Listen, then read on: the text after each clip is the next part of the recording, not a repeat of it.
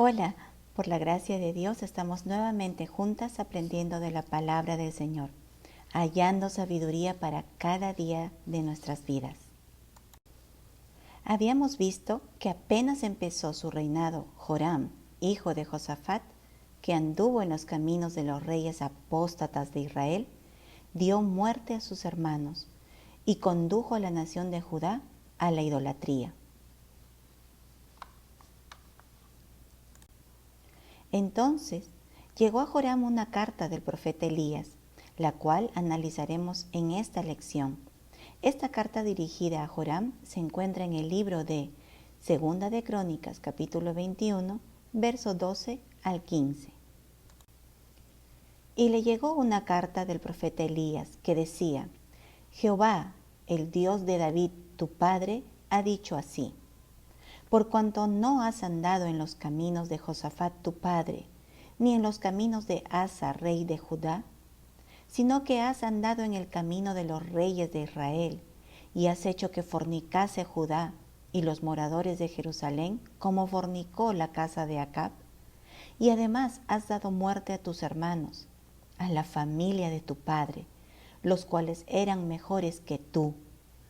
He aquí, Jehová herirá a tu pueblo de una gran plaga, y a tus hijos, y a tus mujeres, y a todo cuanto tienes, y a ti con muchas enfermedades, con enfermedad de tus intestinos, hasta que se te salgan a causa de tu persistente enfermedad.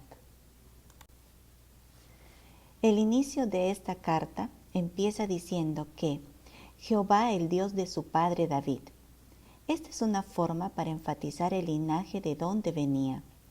David no solo era su antepasado, sino que era el rey que recibió la promesa de que su descendencia estaría perpetuamente en el trono de Israel. Pero, mientras Dios era fiel a su pacto con David, Joram era infiel a ese pacto y de una manera totalmente impía. Menospreció la bendición del Señor, rechazó al Dios verdadero para ir tras dioses mentirosos. Así de penoso es ver generaciones que proceden de familias cristianas que van tras la mentira de este mundo, que les prometen cosas ilusorias, vanas, pasajeras, haciéndose amigos de este mundo y constituyéndose en enemigos de Dios, como dice Santiago 4:4. Dice la Escritura: oh almas adúlteras, ¿no sabéis que la amistad del mundo es enemistad contra Dios? Cualquiera, pues, que quiera ser amigo del mundo, se constituye enemigo de Dios. La vida dual que tienen hijos o nietos de creyentes es algo que nos debe aterrar a nosotras como madres y abuelas cristianas. Si vemos que nuestros hijos o nietos están siendo cautivados por el engaño de este mundo, debemos actuar de inmediato, doblar rodillas por ellos y hablarles con toda claridad y doctrina. Reflexionar si realmente son creyentes, nacidos del Espíritu, o son cristianos, entre comillas, por tradición familiar. Orar por sus vidas es nuestra urgente acción, porque si son amigos del mundo, entonces son enemigos de Dios. Luego Elías le dejó dicho a Joram que su alejamiento del Dios de su padre Josafat traería consecuencias.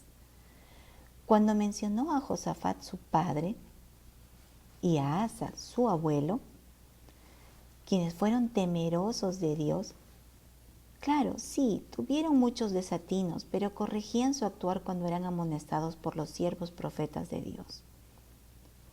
Elías, al mencionarlos en su carta, le estaba diciendo a Joram que él tuvo la oportunidad de haber visto ejemplos de vida en su padre y en su abuelo, de andar en el temor de Dios, y que también Joram tenía la oportunidad de arrepentimiento y corrección.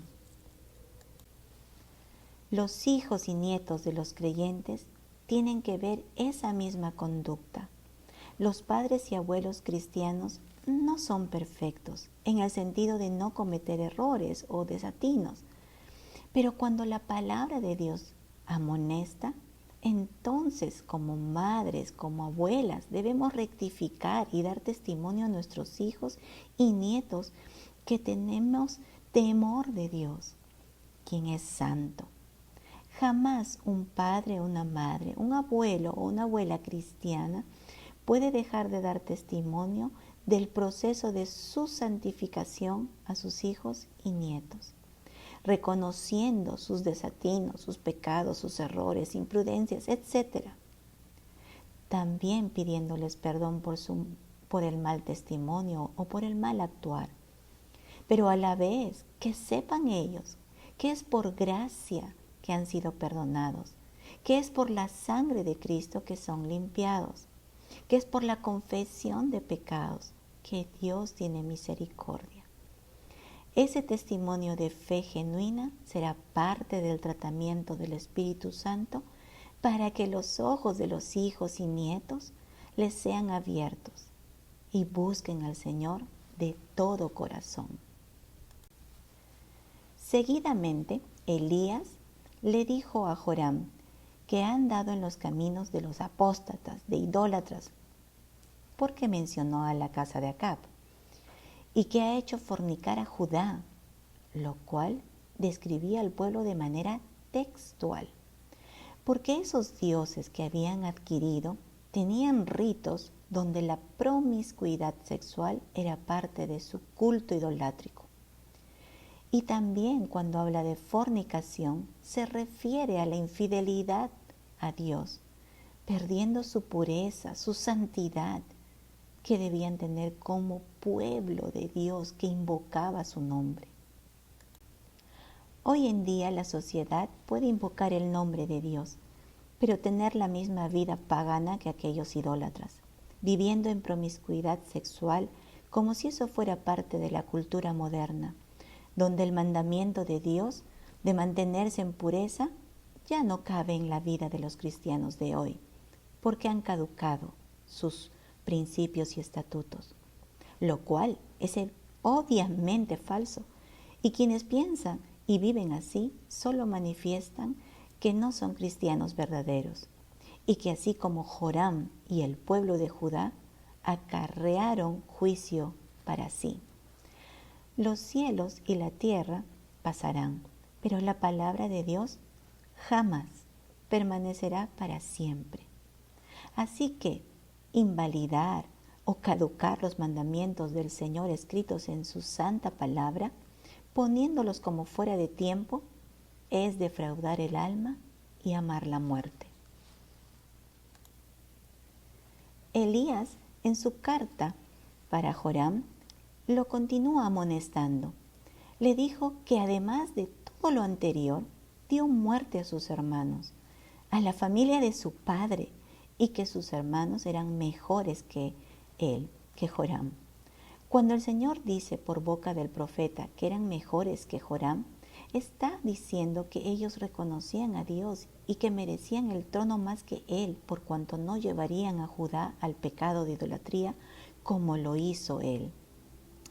Es interesante pensar por qué el Señor permitió que los hermanos de Joram, hijos de Josafat, que sí eran temerosos de Dios, fueran muertos por este impío. Es que para entender un poco, debemos ver que la sucesión al trono debía ser por primogenitura o por posición de honor determinado por el padre. Josafat decidió darle el trono a Joram por ser su primogénito. Lo que quedaba a sus otros hijos aceptar la determinación de su padre, y así lo hicieron. Por otro lado, la muerte de estos varones, hijos de Josafat, que siendo mejores que Joram por su temor al Señor, su vida fue cortada violentamente de esta tierra. Pero esto no significa que el Señor no tuviese el control sobre esta situación. La soberanía y voluntad de Dios estaba presente y nada se escapó de sus manos. Es que Dios ve la eternidad de las personas, y estar delante del Señor es estar muchísimo mejor. Pensar en algún momento que lo que hace el malo o los malvados contra los justos es porque el diablo es más poderoso que el Señor o porque Dios se distrajo de cuidar a los suyos es un error muy grave.